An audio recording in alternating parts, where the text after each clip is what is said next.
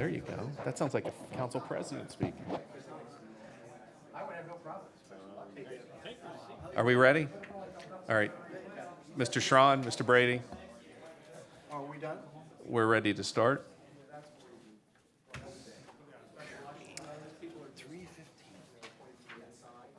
That'll never happen. Oh, wait a minute. Mr. Jones. Where's Mr. Jones? But it was spirited.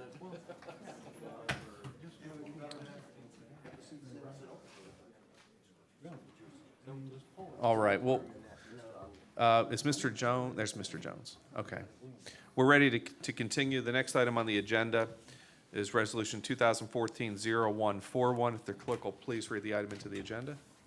Resolution number 2014-0141, a resolution providing for the submission to the electors of the County of Cuyahoga an amendment to add, Article 14 to the Cuyahoga County Charter to provide that the right to vote is a fundamental right in the county,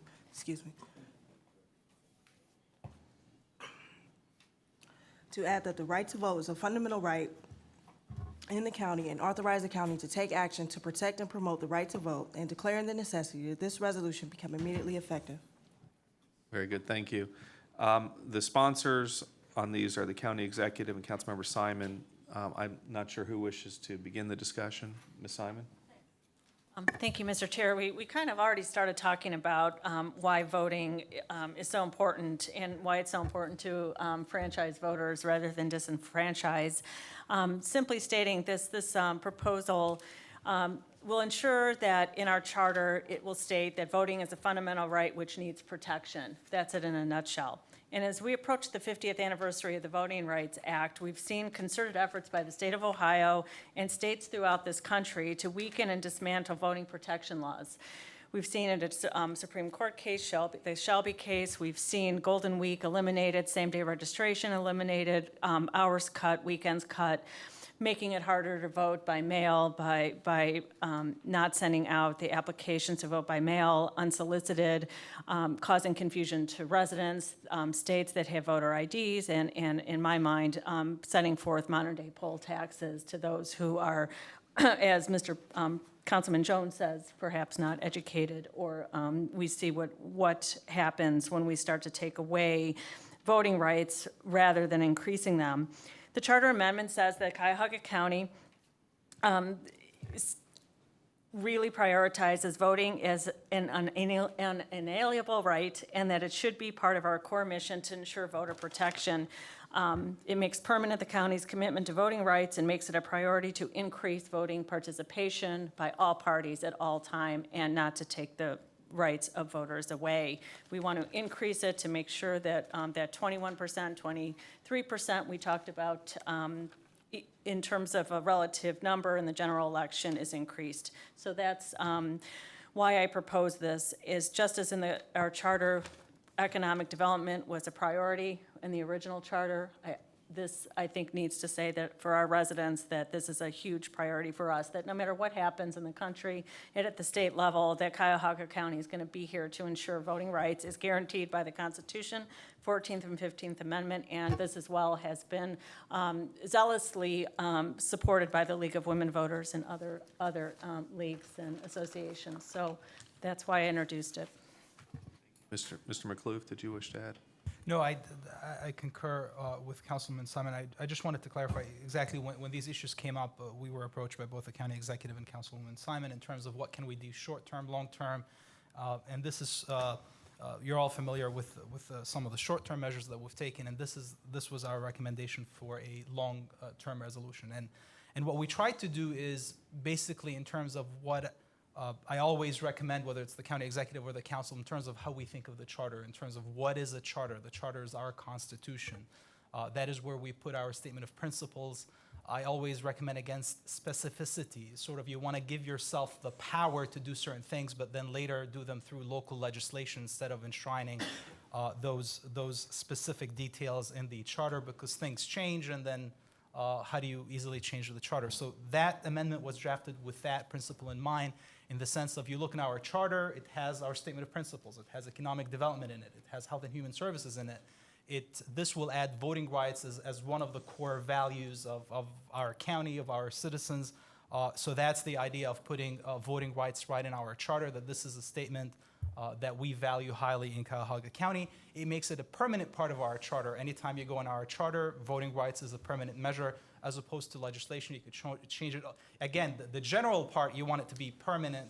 Then the specificity, how you carry it out, is through legislation, and that can be less permanent. And obviously, it buttresses our arguments on home rule and doing what we do. It makes it very clear that we're carrying out the mandates and the powers that are given to us in the charter. So that's the rationale behind it.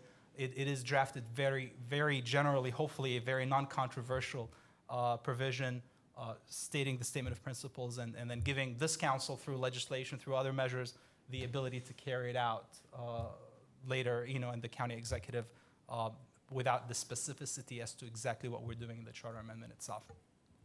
Okay, very good. I have a question. Can maybe the law director or Ms. Simon explain the difference between this charter amendment proposal and the ordinance that was passed? I can speak, or if you want, precisely,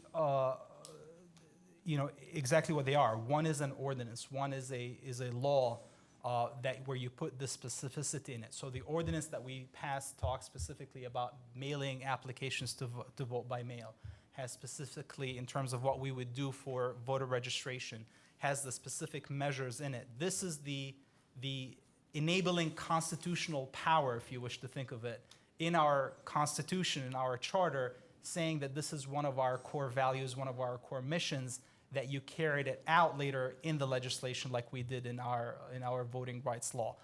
So this removes any clouds that anybody may try to argue over the constitutionality of the laws that we pass, and makes it a permanent part of the charter where people always ask, what are you doing on this? Because it's part of your charter. This is one of your mandates. What are you doing with it? Ms. Simon? Just as economic development's in our charter is a priority, and we passed the $100 million fund, the Western Reserve Plan and the Economic Development Plan, those instruments carry out the principle of the goal of the charter. So that's the difference. One carries out the goal and the aspiration of the county through its constitution. Okay. Yeah, one says who we are as a people, the other says how we're exactly going to carry it out. And let me just make the general statement. I have no issues with the 14.01 of this proposed charter amendment. For the record, I'll go ahead and state that. But let me ask, in line with both the spirit of this and the law that's on the books, what actions has the county taken to ensure voter participation in the 3 elections that start tomorrow? There are 3 elections. There's one in Lyndhurst, Brook Park, and Olmsted Falls. Has the county mailed out absentee ballot applications? Not for that primary, no. Okay. So let me just kind of boil it down. So the county is choosing which elections to support an ordinance by? If the belief is that all voters should have access to applications and the participation in the process, then why are we not participating as a county in mailing out absentee ballot applications as stated in the ordinance, which is already on the books, in this first election since its adoption in these 3 cities? Mr. Chair, for one, the Lyndhurst ballot issue, I've not heard from any of those municipalities. I'm sure nor has the administration about going forward with this. And had we been contacted perhaps by them, we could have put something in place to accommodate these special election votes. But in the future, if council wants to look at budgeting for each and every municipal election, that's something we should consider going forward. The ordinance here, it doesn't say that the city shall request participation. It actually is a promotion on behalf of the county that the county will do, will mail these out, these absentee ballot applications. It doesn't say anywhere the city shall request for assistance from the county. It's a value statement of the county, not the municipalities per se, because they didn't weigh in on the ordinance.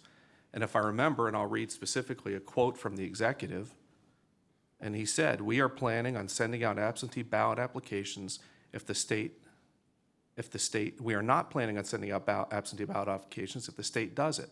We are just talking about doing it if the state fails to do it. The state is not doing it for these three. It's the county's obligation pursuant to an ordinance, and the county is not.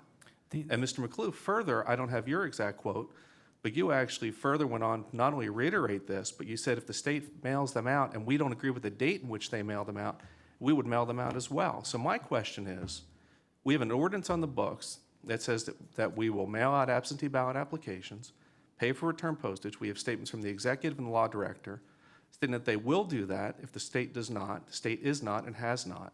And now there's a proposal asking the county to put on the ballot a charter amendment, a value statement for something the county currently has the ability to do and did not.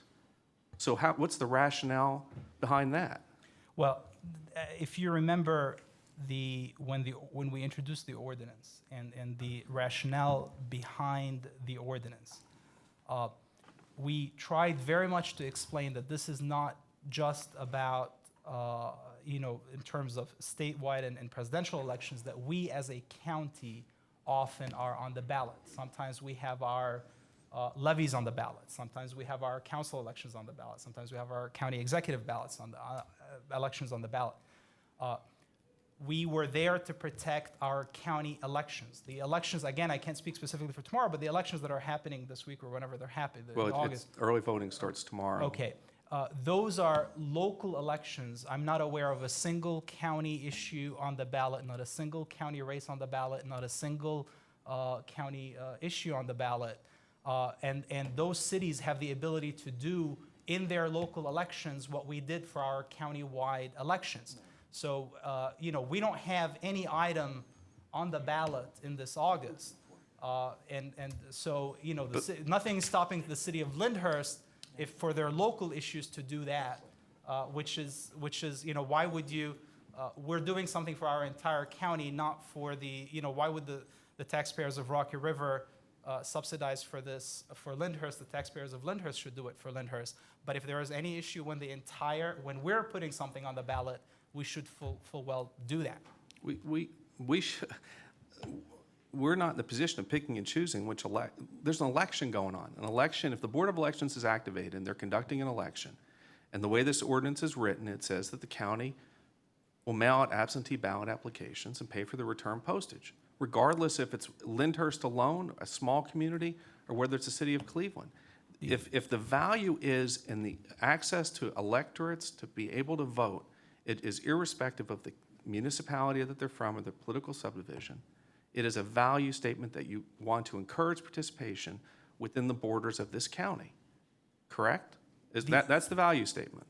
That is the value statement I would submit as follows, in the sense that the legislation that was passed by this council, and remember even Councilman Miller at the time making a statement to this effect, is the fact that the law didn't mandate the mailing in every election. It authorized the mailing in elections where there were issues. And this is not an election that anybody believes that there is an issue with this election. But it's not for us to determine the importance of the election, because to the residents in those three communities, that election is as important to them as a countywide general or a primary. Mr. Chair? And their city council can do an ordinance and do exactly the same thing that we did for our elections. Mr. Chair, I was part of the ordinance that was passed, and if we look at the legislative intent and the history behind that, the discussion was revolving around county issues, and if the chair really was concerned about expanding voting, perhaps he knew about these elections prior to sitting here today and might have brought this to the attention of the administration or I to contact those municipalities to see if they wanted to exercise their own option for their city issues to send it out. So I don't think this meeting today is, although I respect your chairmanship, is to debate this single issue that was brought here at the last minute. If you really cared about voting in Lyndhurst, perhaps it should have come up before. The legislative intent clearly was for county issues, and to sit here and split hairs now to make an argument on the floor because we're not aspiring to the height of to which you think it should go, then maybe you can pass legislation or introduce it to encompass and embrace all the municipal elections and see how that would be paid for. But clearly, the intent of this author of the ordinance with the executive was for county issues on the ballot. And actually, if I may, sorry to interrupt, but you know, I'm not really sure where the confusion comes from, because the ordinance that was passed, and I have a copy of it with me here, specifically says what we're doing, whereas Cuyahoga County has a substantial interest in protecting the integrity of its own elections, including elections for its elected offices and issues that it places on the ballot by. That's what we were doing. That's what the express language of the ordinance that was passed says. I have it right here. We were thinking, remember, we were talking about putting our, HHS levies on the ballot, charter amendments, issues on the ballots. The impact, even the legislative history talks about the concern countywide, where we have 35% of our residents who live in rental housing, the impact on them, especially, I can go back and reiterate the entire history.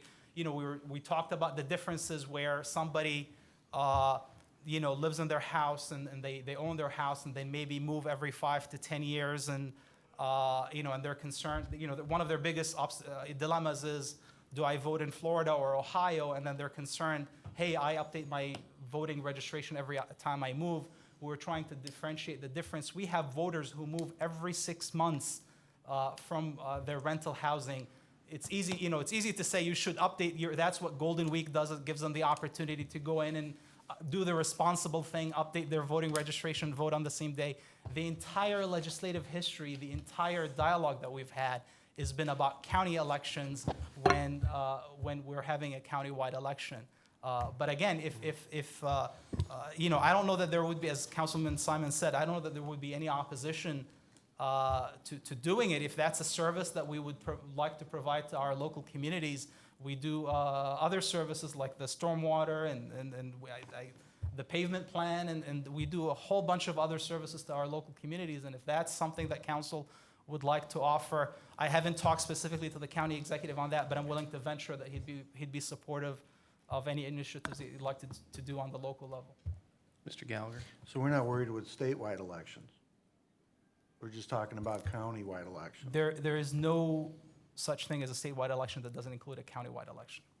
I mean, by definition, if it's a statewide election, the entire county is voting on. What? They're even years. What was that? They're even, the statewide elections are generally conducted in even years, and there will always be judges or some other county officials on the ballot on every even-numbered year. Because here's my concern, and we went down to Columbus, and I was with you that first time. And you will, I would imagine, not disagree with me that the discussion after everything kind of calmed down went directly to fairness. And there are actually counties in Ohio that can't afford to mail out ballots, let alone pay for the return mailing, which I think is beyond. So we're not worried about the statewide, we're just worried about the countywide. That's not what I said. What I was trying to say is, Well, our discussions with Secretary of State, No, I we're get talking that. about fairness, right? I get that. And we were concerned about that, and we cut a deal on the fairness side. And it wasn't the Secretary of State that was holding us up. He didn't have the money from the state, from the House. He had to get the money. He didn't have the money. And They now had we're how the now money we're go. furthering. Now we're going to further this we're going to further this amendment to help cities.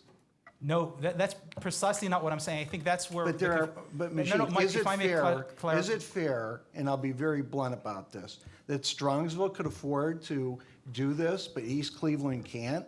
Then does the county come to East Cleveland's side and say, we're going to do it for you? How fair is that to the folks in Strongsville? I think that's precisely the question that should be directed to Councilman Greenspan. Exactly what we're saying is that we are only doing it if there's a countywide election. The only thing that I said is if Councilman Greenspan feels strongly about doing it in the local elections and wants to provide that as an additional service through regionalism, that would be something that would be considered. I wasn't saying That's precisely the But point. my We only do concern- it if the entire voters in the county My are concern is voting on something. the broad election throughout the state of Ohio. The question was fairness. And we agreed, it wasn't fair for some counties that could afford it to do it. He had to go get the money to do it. He accomplished that. I'm not really sure, in terms of what happened in 2011, our position, and it's still our position, will always be our position, that, uniformity does not necessarily result in equity. A cookie cutter, an arbitrary cookie cutter method doesn't necessarily result in equity. We have different needs in Well, different counties. who defines equity in this? Huh? Who defines equity in this? Our voters, if this was No, before no, them, will have no. an opportunity. The authority defines equity. What's your definition of equity?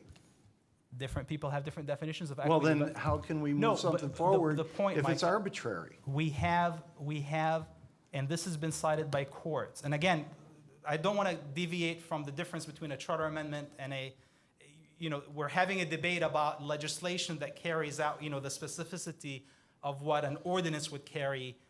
This charter amendment doesn't do any of this. This charter amendment is the general statement of principles and giving us the ability to enforce those principles. The discussion that we're having is about legislation, not about the charter amendment. So just for clarity on that. But the point that we were always making is that, urban counties have special needs. When 35% of your population lives in rental housing, a significant number change housing a number of times a year.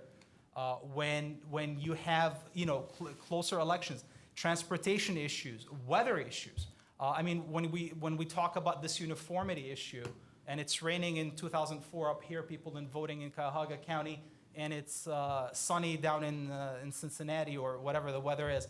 Where does this uniformity get us? That's the idea of, you can't have exact cookie cutter uniformity. And I think Councilman Germano was the one who put it perfectly. I think that I could have never put it better, is that what the state should do is it should put the bare minimums that every county should comply with. And then if a local entity has the ability to go above and beyond, they should be able to do that. But they've established the bare, the absolute requirements that everybody should comply with, instead of putting the cap on what you can provide to your local. Maybe I'm old, and I probably am, and set in my ways, and I probably am. But I remember a time not long ago where election day meant election day.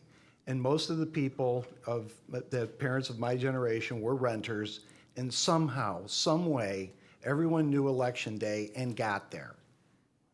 And got there. And got there. And the voting was and the percentage of voting was high. And that brought us the debacle of 2004.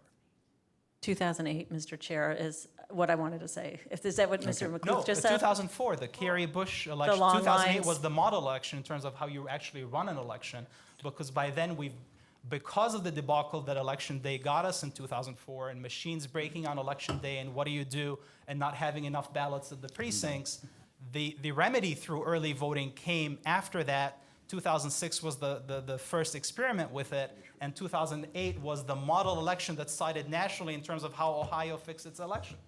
Let me explain why I believe this is an issue. And like I said, I'm a supporter of early absentee and in-person voting. I support 14.01 of this proposed charter amendment. I fail to use the word hypocrisy, but I'm going to, in the sense that we're asking for a charter amendment to do something the county failed to do. I find that to be a challenge. There was a discussion here regarding the word uniformity. All right, in the latest Supreme Court, in the latest district court ruling, which was just issued, which overturned some items, which was the court's prerogative to do so. I'm not here to argue that. But in the decision, it said, this court anticipates that the defendant, Secretary of State, will direct all Ohio election boards to maintain a specific constant schedule for those 3 days. We're talking about the restoring of the 3 days, 3 days prior.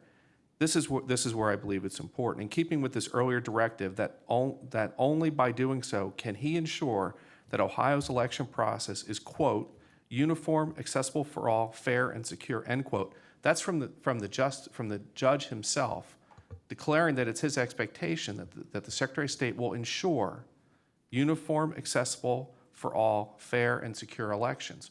Once again, we go back to the original discussion of the legislation, which moves forward to this proposed charter amendment, and that our county, and Mr. Gallagher actually gave a great example of Strongsville versus East Cleveland, where our county, because it very well may have the resources to conduct and do things differently than other counties, does that not violate the judge's, if not letter, but clearly spirit of his intentions when he ordered the Secretary of State to ensure uniform, accessible for all, fair and secure elections?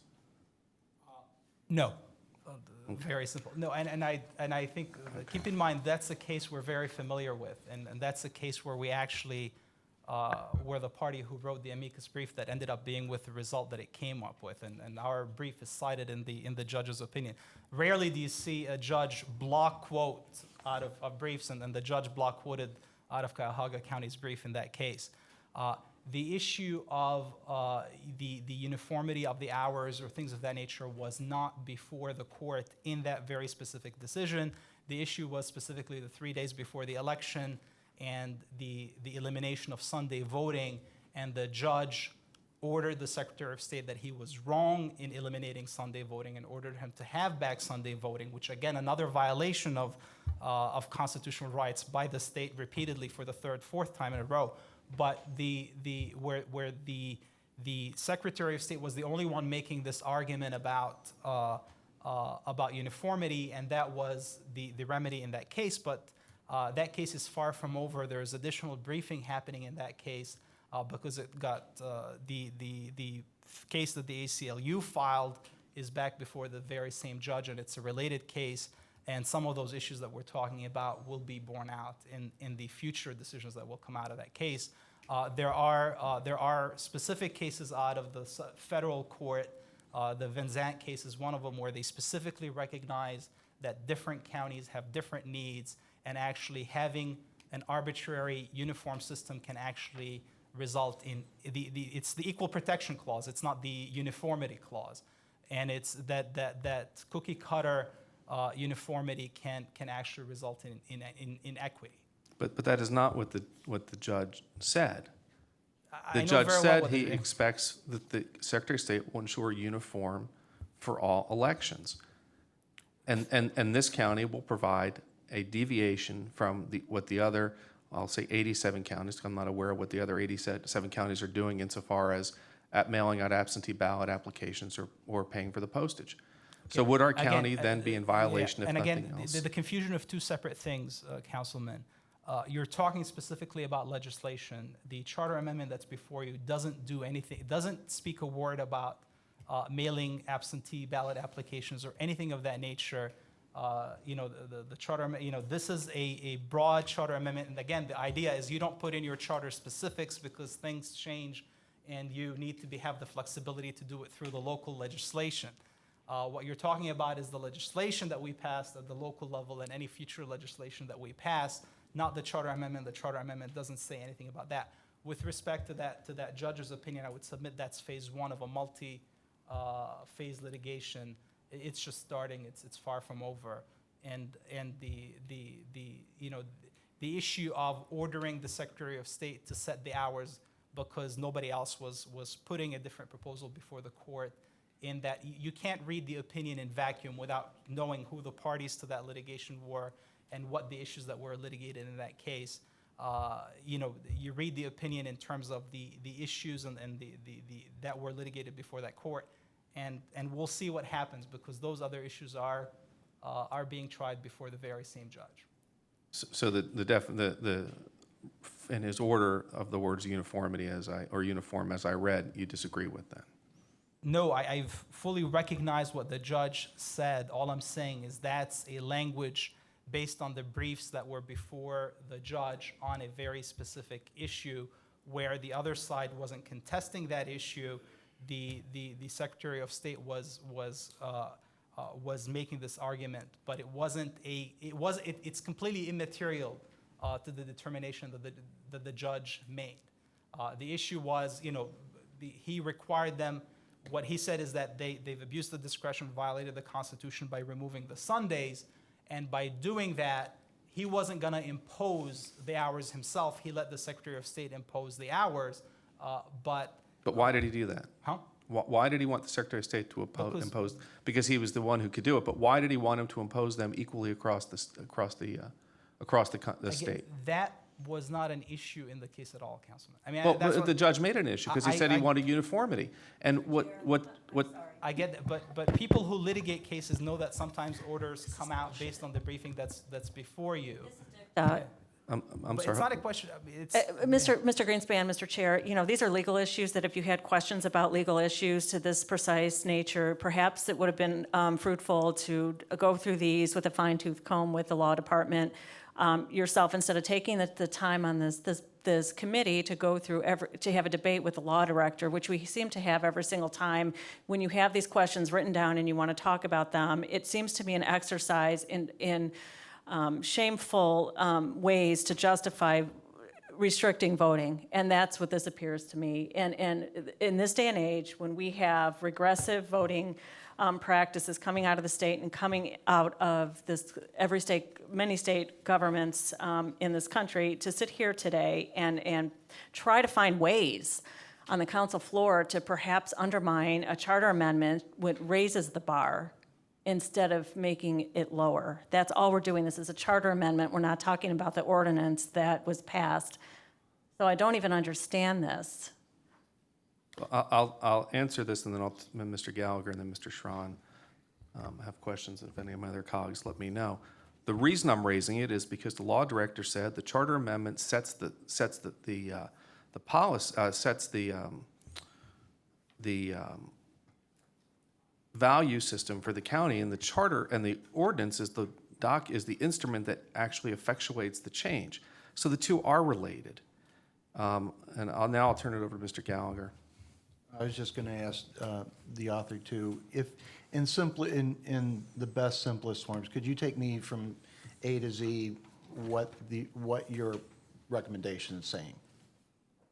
What are we? Yeah, in That inside our charter, we're going to have this particular paragraph included in the charter, our Constitution, which will be setting forth our principle and priority that voting enfranchisement and voting rights is imperative and essential to the county to enable us down the road to carry out franchising and increasing voters' participation, basically just setting forth the charter, this paragraph that has this as a priority as a principle. It's a fundamental right and principle in this county as a constitutional amendment in a sense. That's all this is. None of the debate is about the language of the charter. I mean, the language of the charter is very broad in terms of the statement of principle that voting is a fundamental right and giving the county the ability to enforce and protect that. It doesn't say how you enforce and protect that. It doesn't say that's where you do it through. That's where you give yourself the flexibility to do it specifically through the local legislation, which is where you would have all these debates. Does this legislation make sense? Does that legislation not make sense? Is this the right remedy? Do we have a better remedy? Those debates are really on the legislation itself that you would enact, not on the statement of principles that you put in the chart. This doesn't require voting by mail. This doesn't require hours. This doesn't say anything about any of that. It's just simply that voting is a fundamental right and that the county is enabled to take measures to protect voting rights. Thank you. Mr. Schron. Thank you, Mr. Chairman. And as I've stated in the past, I'm a fan of utilizing tools such as electronic registration, and maybe even to the extent that someday we would actually electronically vote. I always find it interesting when you get into these that states like New York, Illinois have no Sunday voting. They have no early voting. They have no participation, and yet we're always holding those states out as bastions of other ways in which good government supposedly should be done, and yet they don't have it. And I'm not sure why the citizens are not up in arms over that, where they still have their Tuesday single voting out there. But to me, a lot of this comes as a result of the 2004 voting, where we did have some problems with equipment, with tools. And so now what we're doing is we're raising issues around mechanical pieces of equipment and mechanical problems as opposed to truly issues of voting out there, I believe, with all that.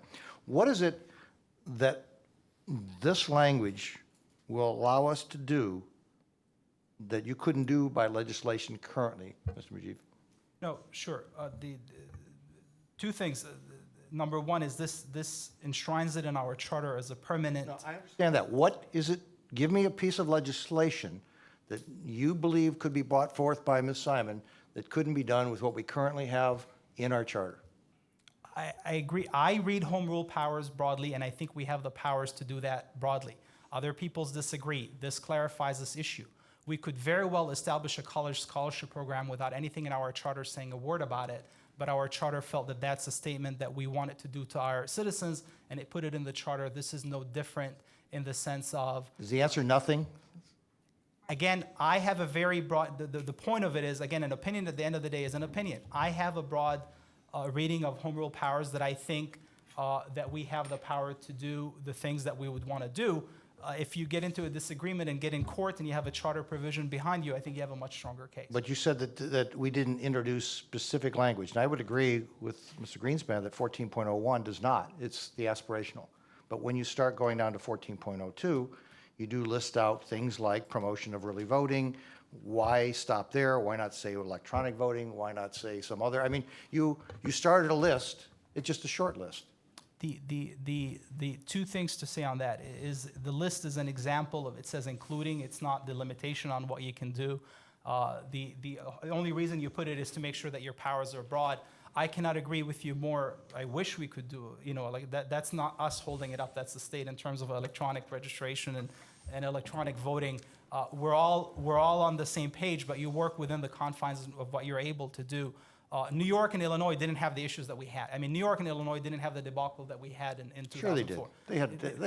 Yes, they Not did. the Go same back and extent- check. Not to the same extent, and why should this be a race to the bottom? I mean, in the sense. This is only in Cuyahoga County. It wasn't in any of the other 87 counties. But again, who do we, I guess we, I mean, in theory, you could have listed 24-hour voting. You could have listed, you could have listed iPhone voting. I mean, why start down 14.02?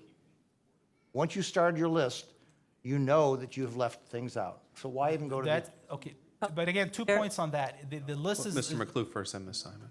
Sorry, the list is listed as an example. I mean, it outright says including but not limited to. So by definition, the way that it's drafted, it says that it's not intended to be exclusive. And then we have a specific provision in our charter that eliminates the rule, what's called expressio unius for the legal, that when you start a list and you leave something out, you meant to leave it. We have a specific provision in our charter, and it's in section 1.03 that expressly says that when you interpret our charter, you don't apply that rule of statutory construction, that if you left something out, you meant to exclude No, it. I understand that. So we have that. The idea of that list is not meant to be limiting in any way. It's just examples to make sure that we have the ability to do those things, and the skies, any more creative things. And you're telling this body that there was no intent for that to be political either, right? By putting those specific examples in there? Absolutely none. Okay, thank you. Ms. Simon, did you have a follow-on? I can be explicit with an amendment that will state in this paragraph, section 2, it will be including but not limited to early voting initiatives. And I think the reason these ideas are in here is because we've experienced problems with those. In terms of the problems in 2004 were not only due to the machines and Blackwell's machinery that was interesting. It had to do with long lines, but I want to just say this. We have less precincts now. It's not the same. I mean, once 2004 happened and we put measures in place to fix those problems, which included upgrading the machines or replacing them, it also, the Board of Elections reduced our precincts. So if we do not continue on with what we put in place to fix these problems, we're going to go backwards and start to have long lines again. I mean, unless you want the Board of Elections to increase the precincts. But you put the money into doing that, you might as well put it into applications by mail, which people were used to seeing coming unsolicited. So I'm not going to compare us to New York or Illinois or any place else. All I can say is that this county experienced one of the worst national embarrassments, that we had to turn people away from the polls that took time off from work and couldn't stay there all day, and we finally fixed it. And in fact, I was hoping we can improve on that, but we don't want to go backwards, and to do anything different would be going backwards. And why is this here, Mr. Sharana? It's because I want to state in our Constitution that we will have a permanent commitment to voting rights, and that we'll have the ability to empower the executive and this council anytime in the future to make sure that the constitutional rights of our residents will be upheld, and that's why it's here. Sure, I can introduce legislation, or anybody else on this body can, but this is our Constitution, and it's what we stand for, and we stand for voting rights in this county, not only historically, but going forward. And I don't know when promotion of early voting became a partisan issue, but the part of the reason we don't talk about electronic voting, actually out of deference to the idea that we're trying not to usurp the state's powers, we're doing the things that we can do. Those are things that would require changes at the state level that we're not listing in our charter, that we're trying to do those powers. We limit it to the things that we normally do and have the ability to do. And that, but again, we're all for electronic registration. I mean, the idea that you can use your ATM card in China and that's safe, but you can't vote here electronically, but you know what I mean? That one's not safe over there. But my point is, we're all on the same, I mean, we're all for if they're better technological. This is not trying to make a statement. This is more a statement of, think of what the charter is. It's the powers of the county, the corporation that is the county. And you're trying to have a broad statement as to the powers of that corporation. That's what we're trying to do, and list examples of that. I honestly, you have my absolute, I never viewed this in any way, shape, or form as a political statement. I don't even see how that listing is a political statement. But Mr. Jones. Thank you, Mr. Chairman. I support this particular amendment because voting is a fundamental right. It is of every citizen of the United States of America. They have the right to vote, and in fact, the responsibility to vote.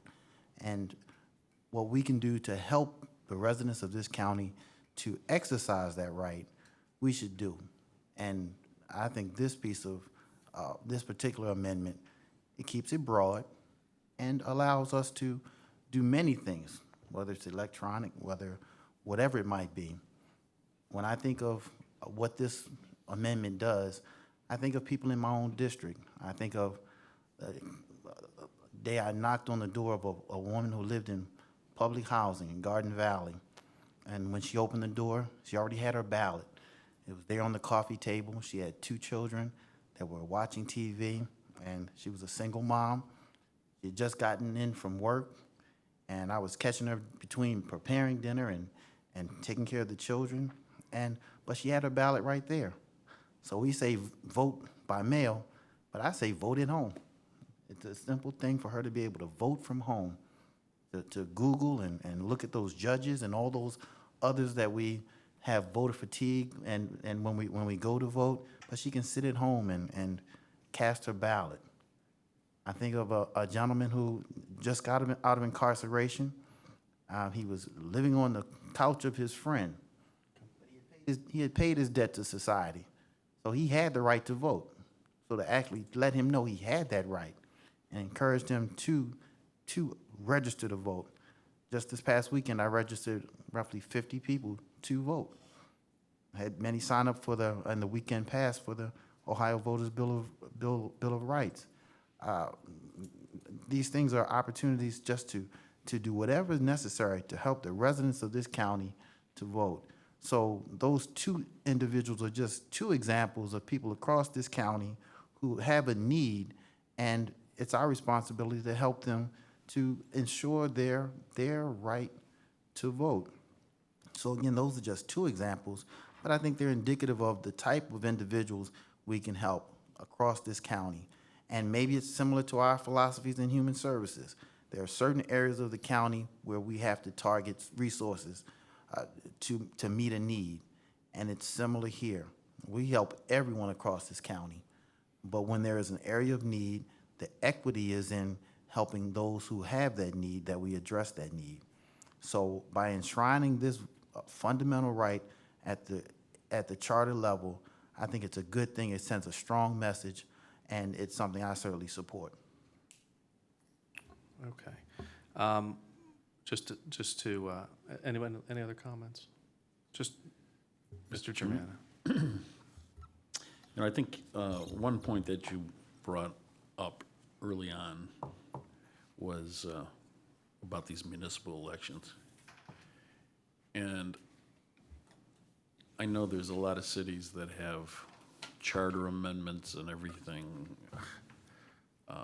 redistricting, Sunday alcohol. liquor, yeah. I think we probably need to clarify our ordinance, because when I voted, I didn't vote to have this for every municipal election. I think, so you brought up a valid point. I think we need to clarify it, and we should have uniformity as to what elections we're going to support in this manner. And having heard the explanation from the law director, I agree. It should be where there's county issues. So, but I appreciate the fact that the law director, brought up my point. We don't want these other counties to follow what we're doing, because they don't have the density. Density is really the issue. And we have different density in Cuyahoga County. I mean, I happen to live in one of the densest cities in Cuyahoga County, and so we want to promote elections and people being able to vote, and that's what this says. So I support this. Like I said, I have no issues with 1401. Topic just came up regarding density. One might argue more densely populated communities have easier access to vote than more geographically diverse communities.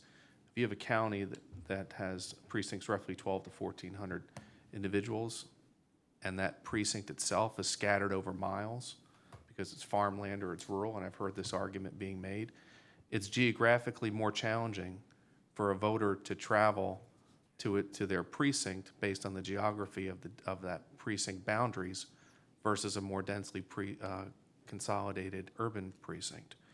So, when you look at the totality of voting opportunities throughout the state, you're right, there are challenges. But we look at only our urban challenges, but there are also rural challenges throughout the state, which further lends to my argument regarding fair and equitable and equal access to participate in the voting process. No one is going to argue 14.01 against it. Fundamental right, clearly, we're all products of an election, the elections that brought us here. But if I go back to my argument, if we embrace the concepts that are in the equity ordinance, which we adopted, and we take our geographic Cuyahoga County hats off, we are providing an inequitable, unequal opportunity for people to vote in Cuyahoga County than not only the 87 other counties in the state on statewide issues or statewide elections, but on congressional elections, then on state school board elections, and other issues that cross the 17 counties that I talked of last time we discussed this. So let's be clear in what we're trying to do and be understanding of and respectful of everyone that our votes impact. My vote in Cuyahoga County for my congressman impacts other counties who don't have the same participation opportunities that we do in Cuyahoga. And if we move to understanding what the judge said, insofar as providing, and I don't need to read it again, I've read it a number of times, then we are, in essence, in violation of nothing else, the spirit of what the judge's order said. And the ordinance itself goes hand in hand with this charter amendment. And that's why the two, in my mind, are linked. If 1402 was removed from this, I have no issue supporting this charter amendment. Mr. Chairman, if I may, Yeah, just Mr. sort of Ripley. very quickly, and again, you keep bringing this judge's opinion, and again, I keep saying it's phase one of multiple, but even if you were to look at it as the final decision and its governing, it's purely about the voting hours, which are set by the Board of Elections, and if they're conflicted by the Secretary of State. We as a county have no control over the voting hours, nor do we ever. Remember when we came here the first time, we said I wouldn't tell you that you have the ability to regulate the voting hours. That's not something that we do, and that opinion doesn't go to anything that the county does. In terms of voting by mail and sending the applications with, postage prepaid return envelopes, that happens right now. There's absolutely nothing preventing any candidate from only sending it to their own voters, any party from only sending it to their own entities, any private business, corporation from only sending it to select voters.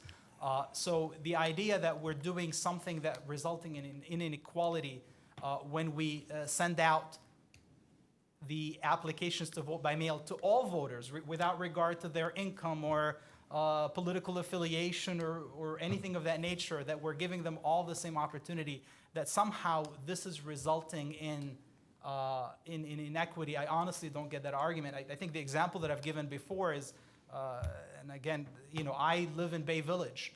My congressperson is from Toledo, or what's to prevent somebody in a primary election from sending it to only the voters in Locust County? All what we're doing is we're sending it to everybody. Those opportunities exist right now. So there is nothing about the voting by mail, sending the applications that affects this in any way, shape, or form, in terms of inequality. I think the examples that you gave precisely point to the issues that you raised in terms of how counties are different. Rural counties have different needs than urban counties. And the idea that this urban, this cookie cutter approach that applies to everybody the same, there's different transportation methods, there's different, one of our major issues, and again, I don't know if there's as much appreciation of this issue, 35% of our population resides in rental housing. A significant number of them move frequently. This idea of updating their residential address whenever they move, from one project to another, from one place to another, is a huge issue. And if they don't update their residential address and they go on election day to vote, they're relegated to a provisional ballot that may or may not count. And now the provisional ballot has become a written examination. You have to write it yourself, and if you misspelled something, it's thrown out. Those are urban issues. Those are not rural issues. Rural issues have different issues in terms of transportation, in terms of but not to the same extent in terms of rental housing or residential housing. If anything, you grow up on the farm, you live on the farm, your kids are on the farm, your voting address changing every couple of months is not as much of an issue in rural counties as it is in urban counties. Different counties have different needs, different transportation systems. There is no way to guarantee just sort of cookie cutter, okay, we have the same voting hours, the same rules. We have different transportation methodologies. We have different number of precincts. We don't have the exact same number. I don't think the state has a minimum. If we wanted uniformity, I don't know why the state doesn't say, per this, establish a minimum for every X number of voters, you have to have a precinct. That's completely left to the local boards of elections, and they decide how many precincts they have without any statewide regulation. Nothing is done by the Secretary of State on that. And there are cost implications to that, because you increase the precincts, then there are more cost to that. The one thing I would just say, going back again, and all of these issues are about what legislation or what remedies we craft, nothing to do with the charter amendment that we have in front of us.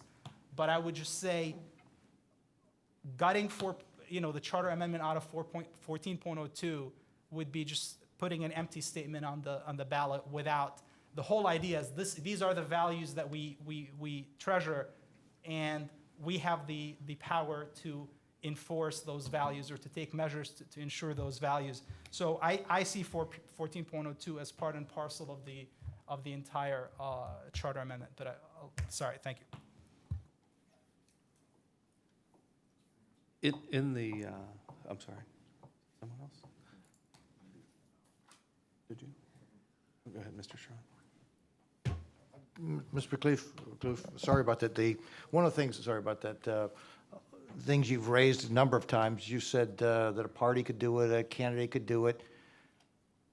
I guess I have a real hard time with equating a private entity having a right to do it and a public funds within Cuyahoga County allowing us to do something different than all the other 87 counties. And we certainly know that Hamilton County and Franklin County are every bit as urban in their mindset. So you have created a distinction between that because these are public funds. These are not the private funds you keep equating to. Yeah, I would agree that any candidate, any party, Republican, Democrat, Independent, any candidate could mail out whatever private ballots they wish to.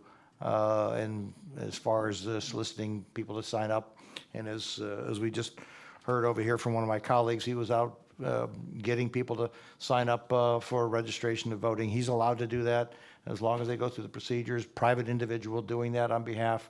The difference is now we're talking about distinction between our public dollars and all the other 87 counties' public dollars.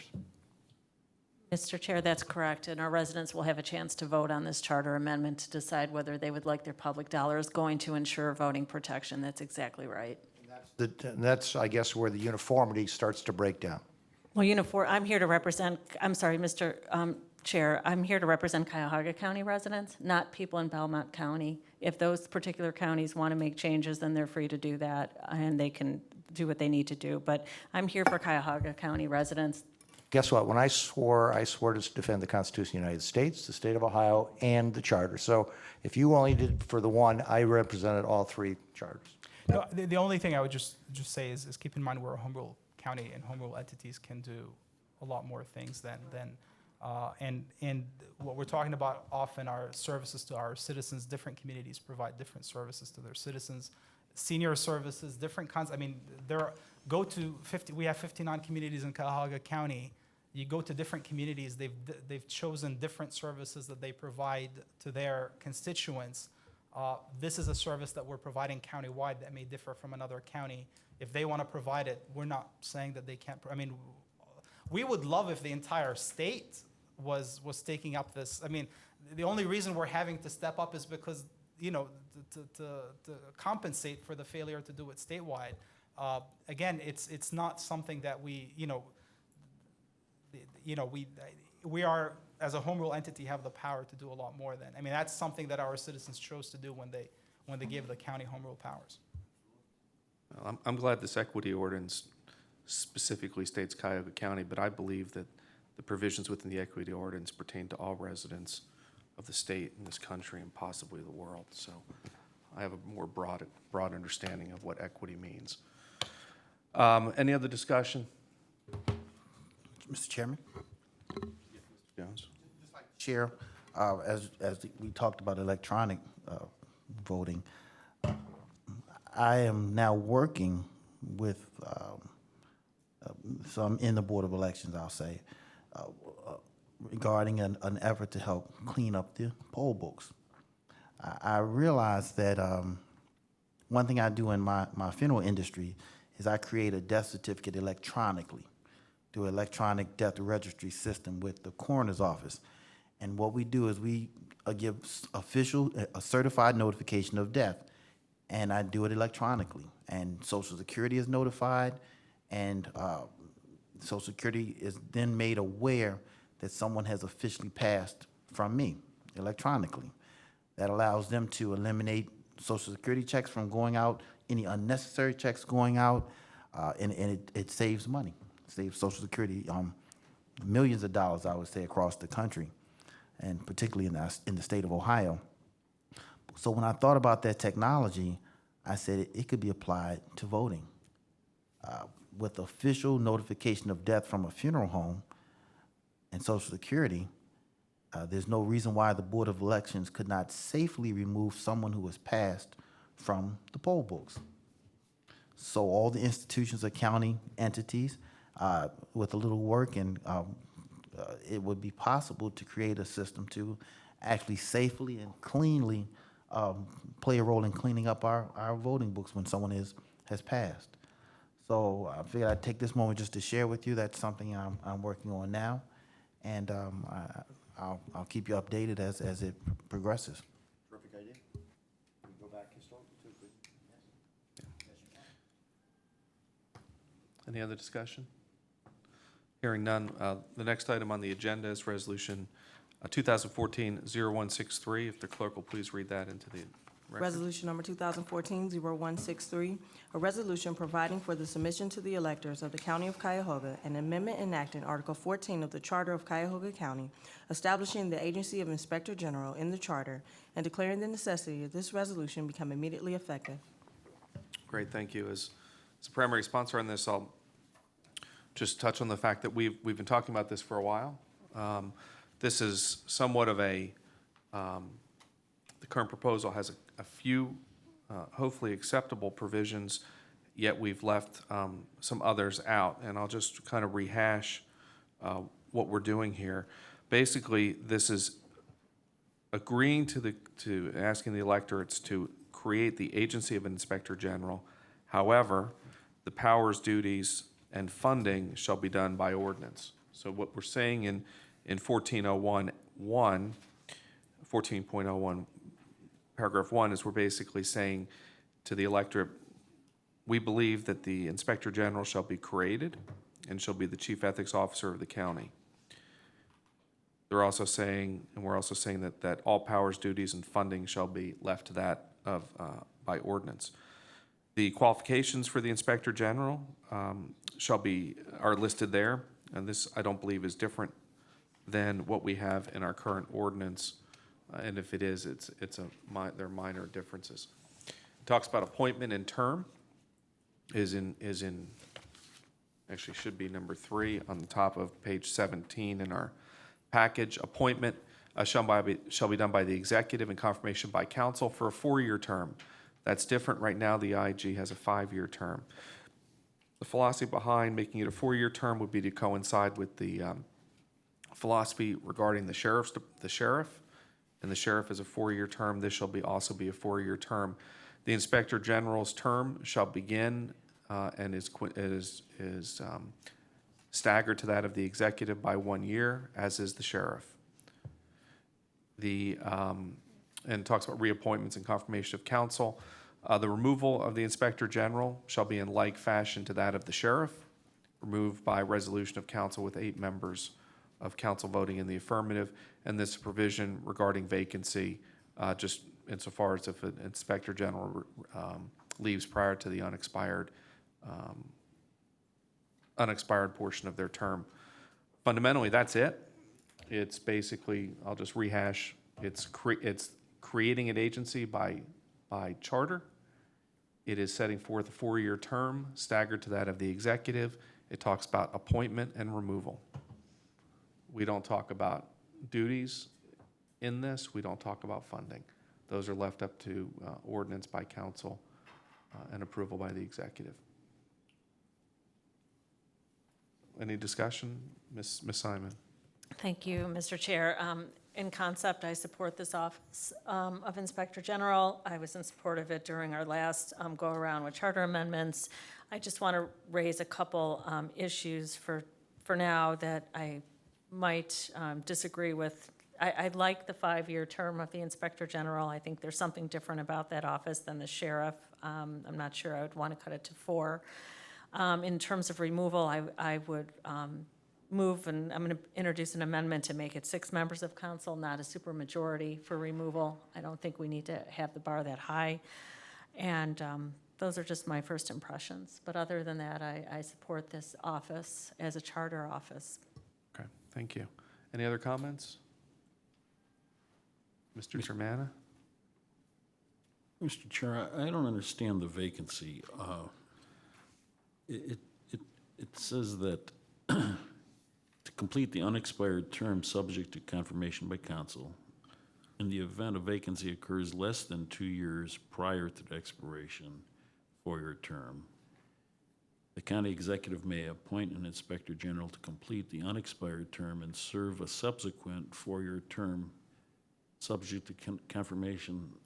That last sentence is really what has me confused. The subsequent four-year term, does this happen automatically if they had only 2 years? Well, I believe with this, maybe Mr. McClure, did you or Mr. King, Mr. King was authored some of this Mike language. is the author of the. Yeah, what I believe the intent here is if there's, say, a year left in a term, understanding that it would be difficult to find somebody to serve in a one-year capacity, that the confirmation for the remaining portion of that 1 year would fulfill that unexpired term, but then would also serve as a confirmation for 4 more years, for the next 4-year term. Yeah. So it'd be a 5-year, The effectively a way I 5-year term. read it is if the vacancy happens in the first 2 years of the term, then the appointment is to fill the remainder of the term. If the vacancy happens in the last 2 years, so then it effectively becomes potentially like a 6-year appointment or a 5-year appointment. So it's an appointment for the remainder of that term and the next full 4-year term. Okay, I understand it. I agree with it. I'd like to add my name as a co-sponsor. Thank you. Any other discussion? No? Okay. The, under miscellaneous business, I believe Mr. Miller has an amendment he wishes to present at this time. Mr. Chairman, on Resolution 2014-0160, which is the residency one, the proposed amendment which has been passed out is after the word shall to insert be underlined, and to delete the underline under the word and. And this amendment is totally technical in nature. There was just a minor error in the way the amendment is presented in terms of showing what language is deleted and what language is added, and this just corrects that. Yeah. Is that, okay. Motion's made and seconded, made by Mr. Miller, seconded by Mr. Germana. Looking for some parliamentary order here. The clerk is saying that the resolution should have been read into the record before it's discussed, and that would be, Okay. that would seem to be a good idea. If the clerk would please read Resolution 2014-0160 into the record. Resolution number 2014-0160, a resolution providing for the submission to the electors of the County of Cuyahoga an amendment to Article 2, Section 2.01, and Article 3, Section 3.03 of the Charter of Cuyahoga County, modifying the residency requirements for the offices of County Executive and County Council, and declaring the necessity that this resolution become immediately effective. Very I good. move to amend as described. Motion's been made and seconded to amend Resolution 2014-0160. Any discussion on the amendment? Mr. Chair, I can't find where this goes. 2.01, This is, On page 7. bottom. it's on the very last line of page 7, where it says, any candidate for election as county executive shall, and the current charter language says, be an elector. So, so the word be underlined,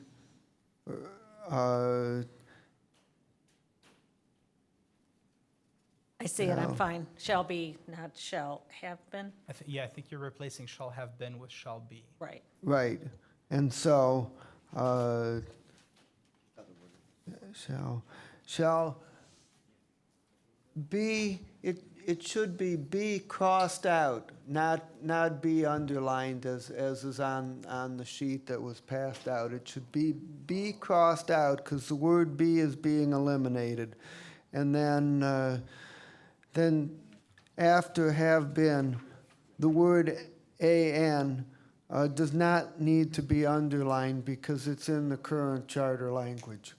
So, so the proposed amendment is to insert the word "be" with the word "be" crossed out, and then to delete the underline under the word "an." If I may, so how, I apologize. What is the, so How would it read? how is it gonna read? It's going to read, any candidate for election as county executive shall, and then the word "be" with the word "be" crossed out. No, but like in the clean charter. In the clean charter, it will read the same as is here. Any candidate for election as county executive shall have been an elector of the county for at least 2 years. Okay. It does not change the language Gotcha. at all. It only clarifies what's being deleted and what's being added. Yeah, Make sense to you? We'll look at it, make sure it's, but I get what you're, so I think everybody, the intent of it, just to make sure, is at the end of the day, whatever changes we need to make to the existing language, but the clean language is gonna read, any candidate for election as county executive shall have been an elector of the county for at least 2 years immediately prior to filing the declaration of candidacy. And then whatever changes need to happen to make that the actual language, that's the intent. That's correct. There's no change in the clean language. It's only clarifying what's being deleted and what's being added. Any questions? Hearing none, there's an amendment has been made and seconded. Discussion is closed on the amendment. We'll just do a roll call vote. Do we have quorum? We have quorum. All right, we'll go ahead and vote on the amendment. All in favor signify by saying aye. Aye. Aye. All opposed? All right, that amendment passes. Mr. Schron, did? Yeah, on that, the same subject on the residency, and I discussed it with Mr. Miller and did some research on it, that most of our state offices are only a 1-year waiting period of time. It just seems, I'm going to make an amendment at the next, to actually limit this and the county council races to 1 year, that you have to have a residency, which is the same as what we have currently in the state for our state requirements as far as a state rep and state senator to be in the district. And it just seems to me that 2 years, we could be losing some good talent that might be here, might have lived here for a year plus, and why lose that possibility that would come to rise for at least the county council or the county executive, and that would put us in agreement with this, with is currently in state legislature also. Mr. Brady? This shouldn't be seen as necessarily an objection to the point, but just at any time you look at these things, there's always unintended consequences. And it was famous, particularly before term limits changed people's attitude about serving in Columbus for an extended amount of time. Anyway, districts would be, people would be redistricted, sometimes out of their districts deliberately, gerrymandered out of their districts, and they would have, although they would still have to live in the new district a year in advance, and they would sometimes have almost no time, if any time at all, to move their residents from the district that they live in to the new district. And so the point is that any system can be manipulated if people don't have, who don't have the decency not to do that. And having seen that happen and with state representative districts in the state of Ohio in years past, it's just a point being made that while what you're trying to do is clear to me, I've seen that very same rule used in a way that would be inappropriate in most people's view. Mr. Chairman? Mr. Miller? I would point out that this amendment, in either version, does not affect the fact that you need to be a resident of your district 30 days before filing. This provision only relates to how long you have to be a resident of the county. And so what Councilman Tron is proposing is that it be 1 year as opposed to 2 years as a resident of the county for both the executive and the council. And my primary concern is that the two should be aligned. It should be the same for the executive and the council as a resident of the county. And if we do Councilman Tron's amendment, it's going to require a 1 year residency immediately prior to filing, which means in fact it's going to be almost 2 years, even under Councilman Tron's amendment. So that probably is long enough, and so I'm comfortable with Councilman Tron's amendment, but I don't want to see the debate over this leave us not able to get to 8 on the amendment. So I would ask that if people have, if whether it's 1 year or it's 2 years is a deal breaker for anybody, please state that now. But in principle, I'm comfortable with Councilman Tron's amendment. Mr. Chair, am I supposed to state it now? Sure. I've been asked to state my objection now. Okay. Comfortable with 1 year, I'm comfortable with 2. And all I'm doing is coming up with, as Mr. Miller pointed out, it's literally almost comes out to 2 years, even with using one right now. Okay, very good. Any further discussion on this? All right, our next meeting is on the 17th. Madam Clerk, what time is that meeting scheduled? It was changed to 1 o'clock. 1 PM on the 17th, and we have 1 till 5? Yes. 1 till 5. That meeting is the meeting in which if there are amendments that need other amendments to legislation, please have those in advance to our clerk. We will be voting at that meeting on the 17th, one way or another. We need 6 votes to move it out of committee, 8 votes to pass in council to place it on the ballot. Is there any public comment unrelated to the agenda? No, Mr. Chair, no one has signed in. Very good. Then we are adjourned till the 17th at 1 PM. Thank you.